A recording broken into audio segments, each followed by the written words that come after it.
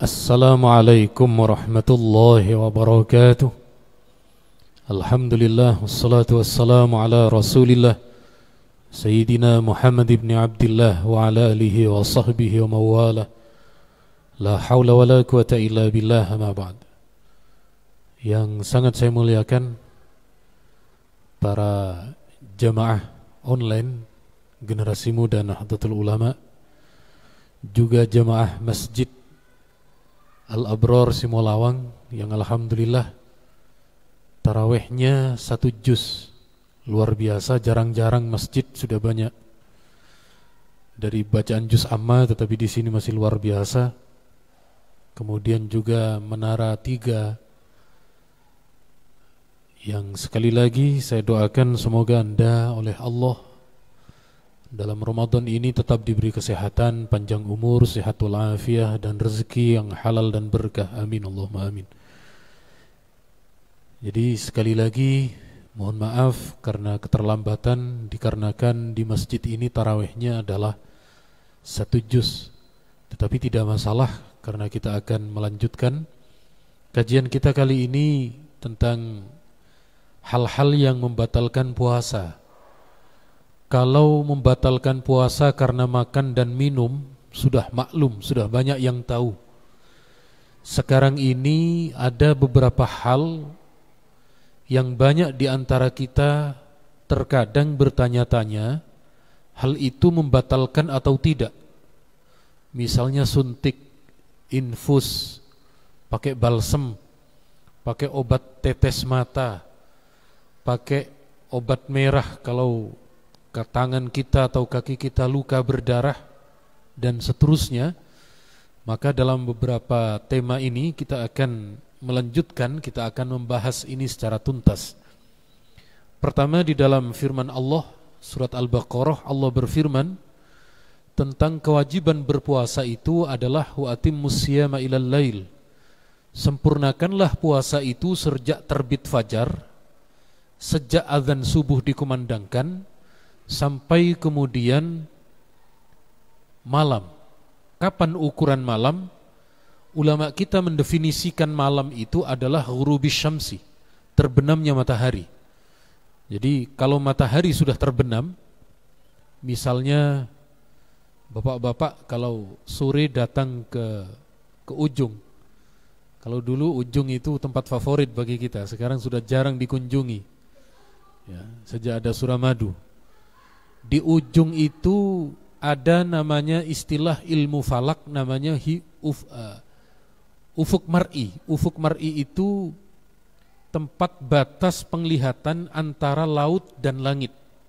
Jadi kalau panjenengan ketika matahari terbenam, itu akan ada garis membujur antara langit terakhir dengan batas air itu. Nah, misalnya ini ya, ufuk mar'i misalnya ini.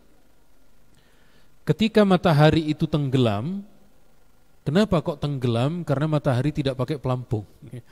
Kalau pakai tidak tahu berapa besarnya pelampungnya. Ketika matahari ini terbenam, begitu jirim, begitu bagian dari matahari itu sudah masuk terbenam, tidak kelihatan lagi di dasar laut itu, maka saat itulah azan maghrib. Saat itulah kemudian berkumandang maghrib.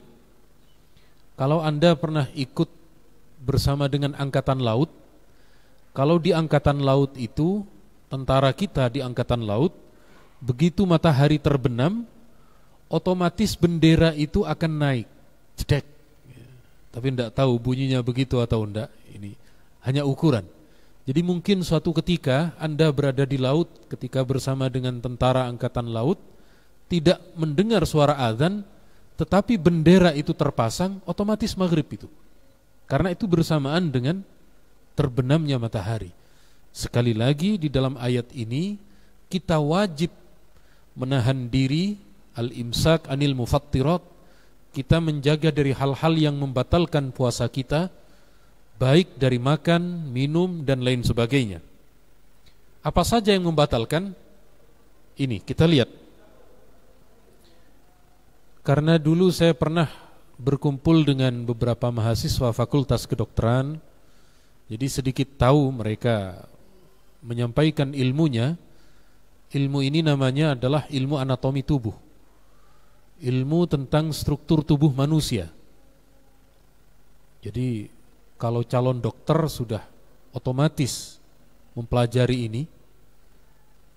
Jadi mana yang dimaksud membatalkan puasa? Yang dimaksud membatalkan puasa itu adalah ma wasala ilal jauf amdan. Masuknya sebuah benda ke dalam jauf. Oleh para ulama kita sementara ini diartikan jauf itu al-ma'iddah, perut, yang searah dengan kerongkongan ini. Kalau dalam bahasa kedokterannya, yang seukuran dengan lambung, usus kecil, usus besar. Bahasa kedokteran begitu. Saya tidak terlalu mendalami, saya cuma mendengar ilmunya saja. Jadi kalau ada benda masuk ke dalam kerongkongan ini yang menjurus ke lambung terus ke bawah, ini menyebabkan puasanya batal. Dari mana rongga ini akan kemasukan? Pertama dari mulut, kedua dari hidung, ketiga dari telinga. Jadi kalau ada orang, mohon maaf, pilek lalu menghirup inhaler itu batal. Kenapa kok batal? Karena di dalam inhaler itu ada sebuah benda yang terasa dingin itu, yang ketika dihirup benda itu berkurang. Apalagi kalau hidungnya hidung besar, hidung apa namanya? Kata orang sekarang hidung belang. Hidung belang banyak menghabisin apa namanya? Itu ditelan, itu cepat habis itu. Berarti ada benda yang dimasukkan ke dalam. Termasuk rokok. Rokok itu bagi ulama kita mazhab Syafi'i termasuk membatalkan. Kenapa? Di dalam rokok itu ada sekian benda yang ketika dihirup masuk ke organ tubuh kita. Buktinya di dalam gabus rokok itu yang awalnya kuning berubah menjadi kecoklatan tua. Kalau dia warna gabusnya itu putih, akan berubah menjadi kekuning-kuningan. Berarti ada benda di situ. Ada benda yang masuk. Kemudian melalui telinga. Misalnya ya, ada orang berenang tidak sengaja kemasukan air. Kemasukan air pertama itu tidak membatalkan karena tidak sengaja. Tetapi begitu dimasukkan dari sebelah kanan air, itu yang membatalkan karena ada kesengajaan. Sekali lagi, para ulama kita mendefinisikan batalnya puasa itu adalah dengan masuknya benda ke dalam jauf, ke dalam perut, melalui rongga ini, melalui rongga yang ada di leher ini, terus ke lambung, terus ke dalam usus, usus kecil, usus besar, dan seterusnya. Jadi sekali lagi, ini yang perlu kita jaga. Nah, sekarang bagaimana kalau selain melalui jauf ini, misalnya tadi disuntik, misalnya diinfus. Saya bahas dulu dari infus. Infus itu sampai sekarang ulama beda pendapat, karena di zaman dulu ulama belum memutuskan di dalam kitab-kitab klasik. Ini difatwakan oleh para ulama kalangan modern. Begini, infus itu dimasukkan melalui pembuluh darah. Kalau yang dimasukkan itu adalah sesuatu yang dapat mengenyangkan, maka batal puasanya. Jadi kan ada orang ketika diinfus, infus itu memang tidak masuk ke dalam perut. Tetapi dari infus itu fungsi orang lemes menjadi segar, orang yang orang yang lemah menjadi bertenaga, itu dari infus. Makanya perinciannya seperti tadi. Kalau infus itu dapat mengantarkan orang yang awalnya lemes menjadi segar, maka jadi batal. Jadi sekali lagi, bentuk ijtihad ulama kita yang baru di era medis kedokteran yang sudah canggih ini adalah melalui pembuluh darah itu. Tetapi bagi para ulama yang mengatakan pembuluh darah itu tidak bersambung ke dalam perut, mereka tidak mengatakan tidak batal. Tetapi sekali lagi bagi kita ini bukan faktor menyebabkan segar atau tidak. Terkadang kalau orang itu sudah sakit, ya berarti sudah uzur untuk tidak berpuasa. Sudah diizinkan kok sama Allah. Faman kana minkum maridhan aw ala safarin fa'iddatun min ayyamin ukhra. Kalau sudah diinfus berarti penyakitnya sudah parah, sudah berat.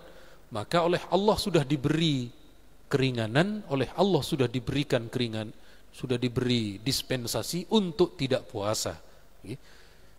Kemudian berikutnya adalah bagaimana dengan obat yang dimasukkan ke dalam perut. Obat yang dimasukkan ke dalam perut bisa menyebabkan batal. Tadi itu kan melalui hidung, mulut dan telinga. Ada dua cara lagi, yakni melalui, mohon maaf, alat kelamin. Agak sedikit kita jelaskan, melalui dubur. Kalau ada orang punya penyakit ambeien, ada orang punya penyakit wasir, lalu kemudian oleh dokter disuruh menggunakan obat itu.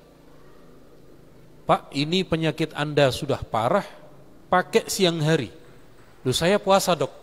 Kalau memang panjenengan dalam keadaan berpuasa dan mampu berpuasa, tetapi oleh dokter diperintah untuk menggunakan obat itu, ya sudah, itu termasuk uzur.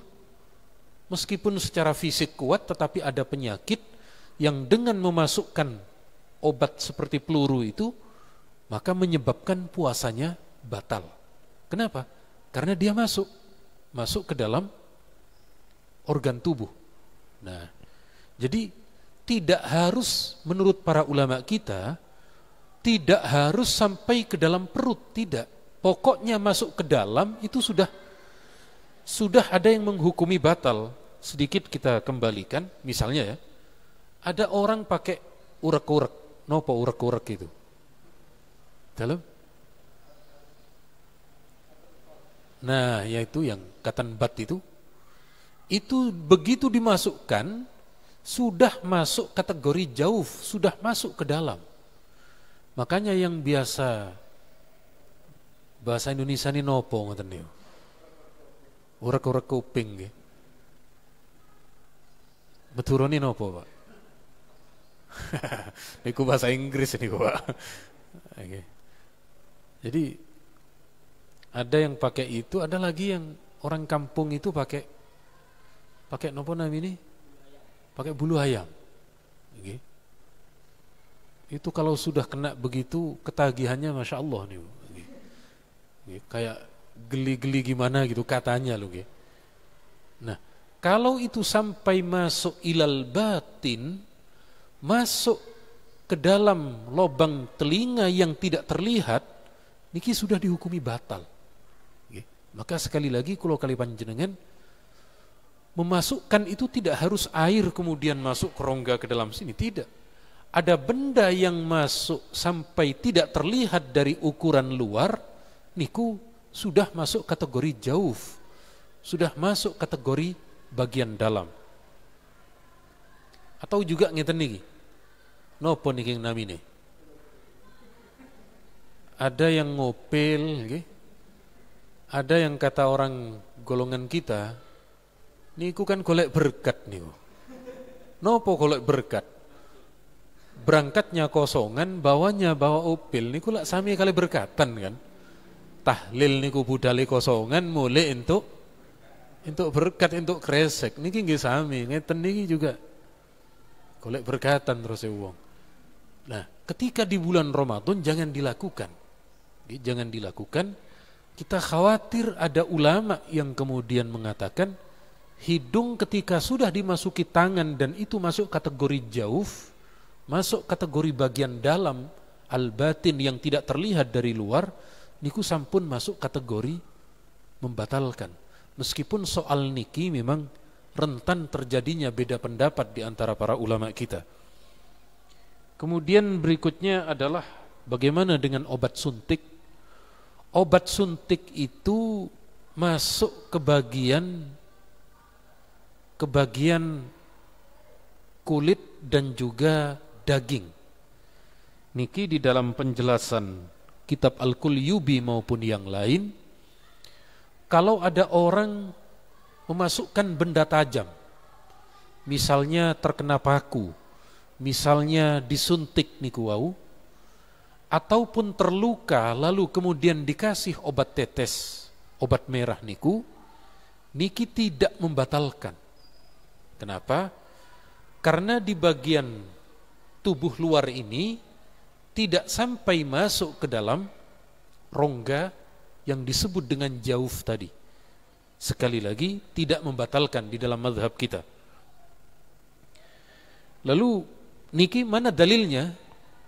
Dalil bahwa kemasukan benda tajam ke dalam kulit tidak batal, dalilnya itu Nabi kita Muhammad sallallahu alaihi wasallam, beliau pernah melakukan bekam dalam keadaan berpuasa. Jadi Nabi pernah dibekam. Yang namanya bekam niku kan berarti sudah ada, kalau dulu di zaman Nabi itu semacam silet yang yang diiris-iriskan. Kalau sekarang bekam kan enggak, lebih kecil jarumnya. Jarumnya lebih kecil dan lebih banyak. Cetek ngoten niku. Kok semerep? Kula rutin masalahnya. Kenapa? Kulo niki bukan keturunan darah biru, bukan keturunan darah merah, tetapi darah kotor. Akhirnya gini harus dibekam. Allahumma sholli ala Muhammad. Jadi sekali lagi niki Nabi pernah melakukan dalam keadaan berpuasa, melakukan bekam, dan niku menunjukkan jarum yang ditusukkan ke dalam kulit niki tidak membatalkan. Berikutnya bagaimana dengan obat tetes mata? Obat tetes mata dalam mazhab Syafi'i mawon ada dua pendapat. Ada pendapat yang mengatakan batal, ada yang mengatakan tidak batal. Tetapi yang kita peroleh dari beberapa pendapat para ulama kita, itu yang mengatakan tidak batal. Kenapa? Dulu di zaman ulama kita, itu yang ada adalah celak. Jadi para ulama kita dulu menghukumi celak niku bagian dari sesuatu yang dianjurkan. Begitu memakai celak akan terasa di tenggorokan kita, niku tidak membatalkan. Kenapa? Perjalanan dari mata menuju ke tenggorokan itu tidak ada jalan tembus kecuali melalui pori-pori. Nah, yang namanya pori-pori tidak membatalkan. Jadi sekali lagi menurut para ulama kita tidak membatalkan. Karena hari ini kita menggunakan obat tetes mata, lagi-lagi konsultasikan kepada dokter. Kalau dokter, oh ya ini tidak masalah Pak, ini diteteskan nanti aja, kalau Bapak berpuasa nanti malam aja diteteskan.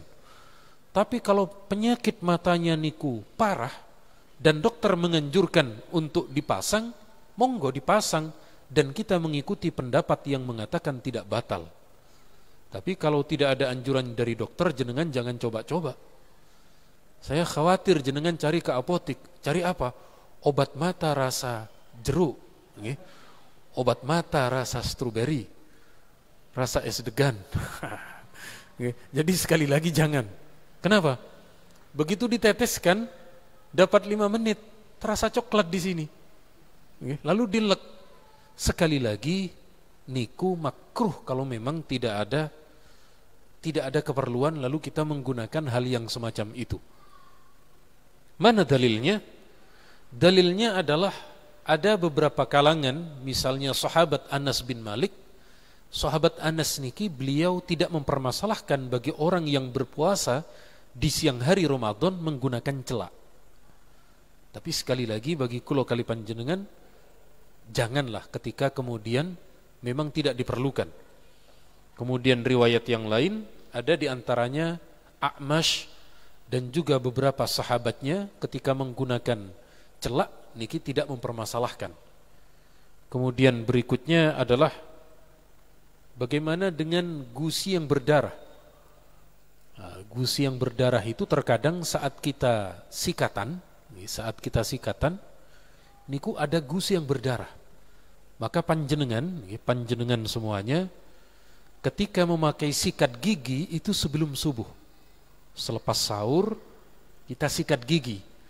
Kalau setelah sikat gigi kita masih minum kopi, masih ini mungkin masih ada cemilan, ada roti, nanti subuhnya tinggal berkumur. Kalau berkumur kan sudah tidak ada masalah. Nah, darah yang masih tersisa di dalam yang tersisa di dalam di dalam ludah itu ditolerir, tidak sampai membatalkan. Karena tidak mungkin kita meludah terus, tidak mungkin. Kemudian bagaimana dengan menggunakan siwak? Siwak itu di dalam riwayat Imam Bukhari secara mu'allaq beliau katakan Nabi berkali-kali siang hari Ramadan menggunakan siwak. Tetapi oleh para ulama kita hadis semacam ini diarahkan bersiwaknya Rasulullah itu sebelum zawal, sebelumnya zuhur. Jadi misalnya pagi atau siang. Kalau sudah sore makruh. Apalagi kalau kita sikatannya agak siang, itu makruh. Kenapa? Sikat niku, kalau sikat tidak ada rasanya, sing ada niku kan pastanya. Sekarang ini kan kalau orang tua itu pasta gigi ya seperti itu. Saya khawatir ketika bulan Ramadan pinjam punya anaknya, rasa jeruk, rasa stroberi kan lumayan itu. Lumayan untuk dicari sensasi kesegaran di siang hari. Sekali lagi yang semacam itu makruh. Apakah berkumur dapat menyebabkan puasa batal? Bisa. Kalau berkumurnya pakai es degan, Pak. tak nyoba kulo kumur pakai es degan. Begitu berkumur dilek batal, Pak. Maka cara kita berpuasa niki yang wajar-wajar mawon, yang biasa-biasa mawon. Sebab nopo? Puasa kita ini yang tahu adalah antara kita dengan Allah Subhanahu wa taala. Dari saya cukup sekian yang bisa saya sampaikan berkenaan dengan beberapa tema untuk menjaga keabsahan puasa kita. Sekali lagi, intinya selama benda itu tidak masuk ke dalam tenggorokan, apakah melalui hidung, telinga, mulut, ataupun mohon maaf jalan belakang, maka hal tersebut tidak membatalkan. Tetapi kalau sampai masuk ke dalam rongga tadi, maka bisa membatalkan terhadap puasa kita. Sementara menurut sebagian ulama kita soal infus, kalau infus itu sampai mengenyangkan, menyegarkan orang yang lemes, maka masuk kategori membatalkan. Karena hakikatnya disitulah orang makan tengah Ramadan itu. Hakikatnya orang makan itu kan supaya kenyang. Meskipun ini tidak makan tetapi diinjek, dimasukkan lalu kenyang, itu sama dengan orang yang makan ketika di siang hari Ramadan. Dari saya cukup sekian, mohon maaf yang tak terhingga. Saya doakan semoga panjenengan semua yang hadir oleh Allah diberikan karunia rezeki yang halal yang berkah. Meskipun di dalam keadaan PSBB sekarang, tetap oleh Allah diberikan rezeki yang lancar. Amin. Apa PSBB itu? PSBB banyak singkatannya. Singkatan aslinya adalah pembatasan sosial berskala besar. Ada diplesetkan yang baik, plesetan yang baik menjadi pembacaan solawat berskala besar. Jadi panjenengan sering-sering solawat. Ada lagi singkatan yang lain. Nopo? PSBB itu pernah sayang berjodoh belum. Ini yang jomblo-jomblo niku. Aku tahu karo iku, kurang jodone. Aku tahu karo iku, kurang jodone. PSBB. Ada lagi plesetan yang lain PSBB. Nopo? Pemasukan sedikit, beban banyak. Beban cicilan, beban kontrakan, beban kos-kosan. Allahumma sholli ala Muhammad. Tetapi apapun keadaannya, semoga Allah segera mengakhirkan musibah penyakit ini dan Allah mengembalikan keadaan seperti sedia kala. Amin. Al-Fatihah.